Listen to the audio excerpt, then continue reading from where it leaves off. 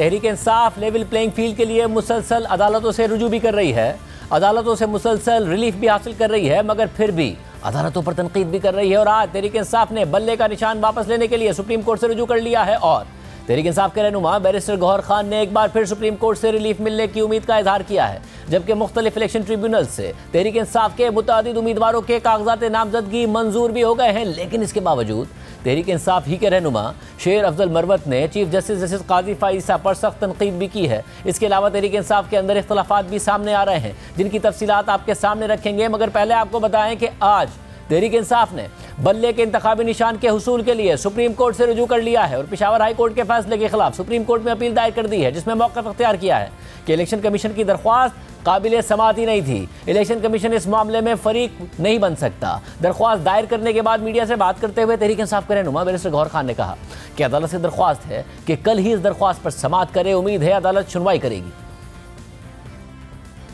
आज हमने पिटीशन इस अदालत में फ़ाइल की है, उसको नंबर अलाट हो चुका है, पिटीशन नंबर 7 अब 2024। इसके साथ हमने दरख्वास्त ही गुजारी है। अदालत से हमारी रिक्वेस्ट है कि उसकी हेयरिंग, चूँकि आज अगर लेट ज़्यादा नहीं है तो उसकी हेयरिंग कल हर सूरत की जाए ताकि ये अनसर्टेनिटी ख़त्म हो। हमें उम्मीद है इंशाअल्लाह ताला सुप्रीम कोर्ट कल इसकी कोई ना कोई सुनवाई करेगी और हमें बताया जाएगा इंशाअल्लाह। इसके अलावा आज इमरान खान से मुलाकात के बाद अडियाला जेल के बाहर मीडिया से बात करते हुए तहरीक इंसाफ के रहनुमा लतीफ़ खोसा ने कहा कि हमें बल्ले का निशान मिले या ना मिले, तहरीक इंसाफ एक पार्टी के तौर पर इलेक्शन लड़ेगी और एक ही निशान पर लड़ेगी। हमें बल्ले का निशान मिले या न मिले, Pakistan Tehreek Insaf as a party लड़ेगी और एक ही सिंबल पर लड़ेगी। ये हमने ऑलरेडी स्ट्रेटजी बना रखी है। अब लतीफ़ खोसा ये दावा तो कर रहे हैं, लेकिन ये एक सवाल है कि ऐसा किस तरह मुमकिन होगा, क्योंकि इलेक्शन कमीशन अपने फैसले में यह करार दे चुका है कि तहरीक इंसाफ दुरुस्त तरीके से इंट्रा पार्टी इंतखाबात कराने में नाकाम रही है, इसलिए उसे इंतखाबी निशान हासिल करने के लिए नाअहल करार दिया जाता है। खुद बैरिस्टर गौहर अली खान भी कई दफ़ा ये कह चुके हैं कि अगर इलेक्शन कमीशन का फैसला तब्दील ना हुआ तो तहरीक इंसाफ के उम्मीदवार आज़ाद हैसियत में अलग अलग निशानात पर इलेक्शन लड़ने पर मजबूर हो जाएंगे। इसके अलावा इलेक्शन ट्रिब्यूनल से पीटीआई उम्मीदवारों को रिलीफ मिलने का सिलसिला भी जारी है। तहरीक इंसाफ के बहुत से उम्मीदवारों ने मुल्क भर के इलेक्शन ट्रिब्यूनल से रुजू करके आरओस की जानिब से अपने कागजात नामजदगी मुस्तरद किए जाने के खिलाफ अपीलें दायर की हैं और उनमें से कुछ उम्मीदवारों को फौरी रिलीफ भी मिल गया है। कराची से कौमी असम्बली के हल्का NA 236 से पीटीआई रहनुमा फिरदौस शमीम नकवी की अपील मंजूर करते हुए इलेक्शन ट्रिब्यूनल ने उन्हें इंतखाबात लड़ने की इजाज़त दे दी है, जबकि तहरीक इंसाफ के दौर में पंजाब के वज़ीर कानून रहने वाले राजा बशारत के कागजात नामजदगी भी मंजूर हो गए हैं। इलेक्शन अपील ट्रिब्यूनल रावलपिंडी ने NA 55 से राजा बिशारत के कागजात नामजदगी मंजूर कर लिए हैं। इसके अलावा रावलपिंडी के इलेक्शन ट्रिब्यूनल ने अवामी मुस्लिम लीग के सरबराह इमरान खान के साथ ही शेख रशीद के हल्का NA 56 और 57 से कागजात नामजदगी मंजूर करते हुए उन्हें इलेक्शन लड़ने की इजाज़त दे दी है। इस हवाले से बैरिस्टर गौहर खान ने आज ये कहा कि हमें अदलिया पर एतमाद है, अदलिया इंसाफ करेगी और जितने कागजात नामजदगी मुस्तरद हुए थे वो बहाल हो जाएंगे। सारे जितने कागजात उन्होंने नामंजूर कर लिए थे जिस भी ग्राउंड पे किए, इंशाअल्लाह ताला जब अदालत के पास जाएंगी, पहले दिन से हम कहते चले आ रहे हैं कि हमें अदलिया पे पूरा एतमाद है, इंशाअल्लाह ताला अदलिया इंसाफ करेगी और सारे रिस्टोर होंगे। यानी तहरीक इंसाफ रिलीफ के लिए अदालतों से रुजू भी कर रही है और अदालतों से रिलीफ हासिल भी कर रही है, लेकिन इसके बावजूद उसकी सफ़ों से अदलिया पर तनकीद भी की जा रही है। इस हवाले से खुद तहरीक इंसाफ के अंदर इख्तलाफात भी देखने में आ रहे हैं। गुज़िश्ता रोज़ तहरीक इंसाफ के रहनुमा बैरिस्टर गौहर खान ने कहा था कि मुझे 90% से ज़्यादा यकीन है कि सुप्रीम कोर्ट हमारा इंतखाबी निशान बल्ला बहाल कराएगी, जबकि आज प्रेस कॉन्फ्रेंस में बैरिस्टर गौहर खान ने इमरान खान के हवाले से कहा कि मेरी कल ही इमरान खान से मुलाकात हुई है। इमरान खान ने कभी नहीं कहा कि मुझे चीफ जस्टिस काजी फाइसा पर अदम एतमाद है। मैं नहीं समझता सुप्रीम कोर्ट कभी भी इस बात को कंसिडर करेगी कि इलेक्शन से हमसे जो इलेक्शन का सिंबल है वो वापस लिया जाए। मैं इतना कभी आपको कह सकता हूँ कि मुझे अल्हम्दुलिल्लाह मोर देन 90% यकीन है सुप्रीम कोर्ट हमारा बल्ला रिस्टोर करवाएगी। एक बात याद रखो, खान साहब ने कभी नहीं कहा कि मुझे आदम एतमाद है चीफ जस्टिस काजी फाइज साहब पे। कोई ऐसी स्टेटमेंट उन्होंने नहीं दी और काइंडली ऐसी स्टेटमेंट देनी भी नहीं चाहिए। देखिए खान साहब की ये स्टेटमेंट कोई नहीं है, ना आई है, ना उन्होंने कही है और मेरी कल मुलाकात हुई थी, कभी ऐसा नहीं है। मगर इमरान खान के बहुत करीब समझे जाने वाले तहरीक इंसाफ के सीनियर वाइस प्रेसिडेंट शेर अफजल मरवत ने आज ही बराह रास्त चीफ जस्टिस काजी फाइसा पर शदीद तनकीद की है और कहा है कि चीफ जस्टिस काजी फाइसा के होते हुए तहरीक इंसाफ को इंसाफ नहीं मिलने वाला है।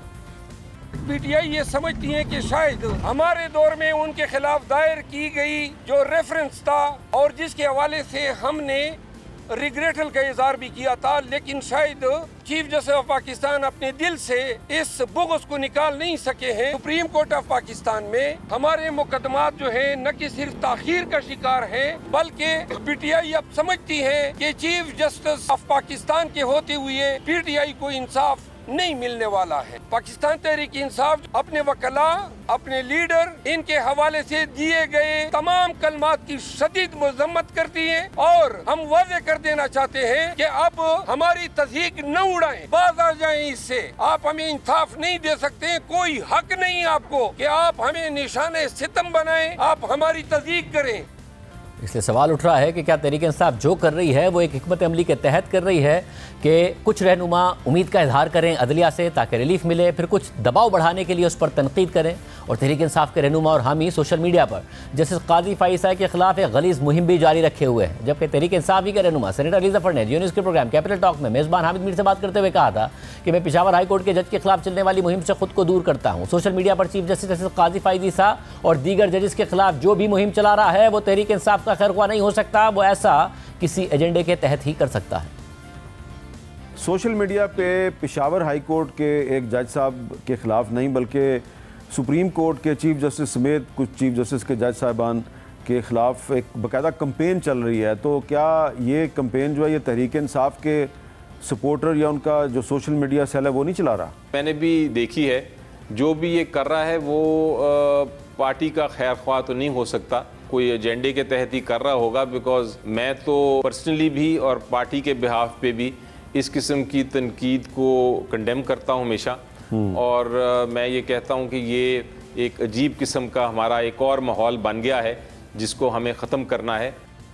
दूसरी तरफ आज इस्लामाबाद में तहरीक इंसाफ के मरकजी दफ्तर में दिलचस्प सूरत हाल पैदा हो गई। यूनुस के नुमाइंदे हैदर शहराजी के मुताबिक शेर अफजल मरवत बैरिस्टर गौहर खान को बुलाने चेयरमैन ऑफिस गए, मगर बैरिस्टर गौहर खान ने शेर अफजल मरवत के साथ जाने से इनकार कर दिया और फिर बैरिस्टर गौहर खान और शेर अफजल मरवत आमने सामने आ गए। बैरिस्टर गौहर खान ने शेर अफजल मरवत को प्रेस कॉन्फ्रेंस से रोक दिया, मगर इसके बावजूद शेर अफजल मरवत ने कहा कि मैं अपनी प्रेस कॉन्फ्रेंस करूंगा। शेर अफजल मरवत बैरिस्टर गौहर खान के रोकने के बावजूद प्रेस कॉन्फ्रेंस के लिए प्रेस रूम पहुंच गए और बैरिस्टर उमैर नियाजी को अपने साथ प्रेस कॉन्फ्रेंस के लिए बुला लिया, लेकिन उमैर नियाजी भी प्रेस कॉन्फ्रेंस में थोड़ी देर बैठकर फिर वापस उठकर चले गए।